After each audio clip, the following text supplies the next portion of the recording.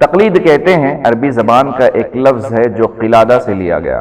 قلادہ کہا جاتا ہے گلے میں پٹی باندھنے کو. عموماً یہ جانوروں کے لیے استعمال ہوتا ہے، جیسے اللہ نے سورہ مائدہ کے اندر فرمایا وَلَلْقَلَائِدَ، یعنی پٹے باندھے گئے جانوروں کی بے حرمتی مت کرو.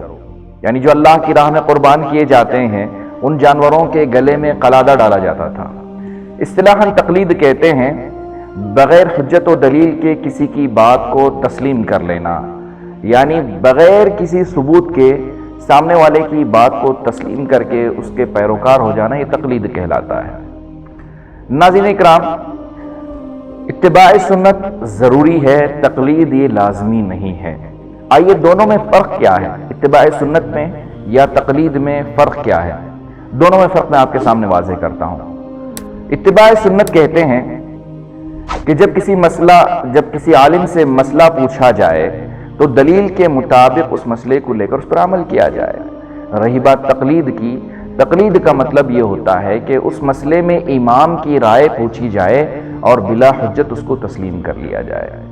نمبر 2، متبع وہ ہوتا ہے جو اللہ اور اس کے رسول کی رائے دریافت کرتا ہے کہ اس مسئلے میں اللہ اور اس کے رسول کی رائے کیا ہے، حکم کیا ہے. رہی بات مقلد کی، مقلد یہ کرتا ہے کہ مسئلے میں امام صاحب کی رائے پوچھتا ہے، اس کو دلیل سے کوئی مطلب نہیں ہوتا. نمبر 3، اتباع واجب ہے، اللہ کا حکم ہے اور اس کے بغیر انسان مکمل مومن نہیں ہوتا. اللہ نے اس کو لازمی قرار دیا، رسول صلی اللہ علیہ وسلم نے اس کو لازمی قرار دیا ہے.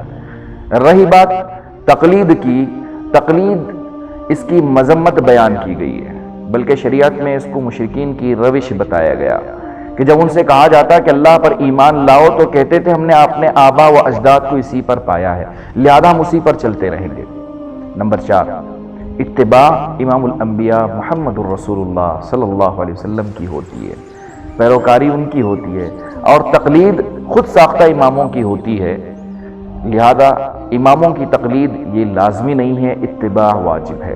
نمبر 5، اتباع سے جنت کا حصول اور نجات کی راہ ملتی ہے، اور تقلید سے انسان بالکل گمراہی کی طرف چلا جاتا ہے. رسول اللہ صلی اللہ علیہ وسلم کے زمانے میں وہ صحابہ جن کو آپ صلی اللہ علیہ وسلم نے جنت کی خوشخبری دی تھی انہوں نے تقلید کبھی نہ کی، نہ ان کے زمانے میں خود ساختہ امام موجود تھے. لہذا انہوں نے اگر پیروی کی، اتباع کی تو صرف رسول اللہ صلی اللہ علیہ وسلم کی پیروی کی. اللہ نے انہیں جنت کی خوشخبری سنائی، اللہ ان سے کہا کہ میں ان سے راضی ہوں. لہذا اتباع سنت یہ نجات کی راہ ہے. اللہ سے دعا کرتا ہوں کہ اللہ تبارک و تعالی مجھے اور آپ کو صحیح معنوں میں متبع سنت بنائے، آمین.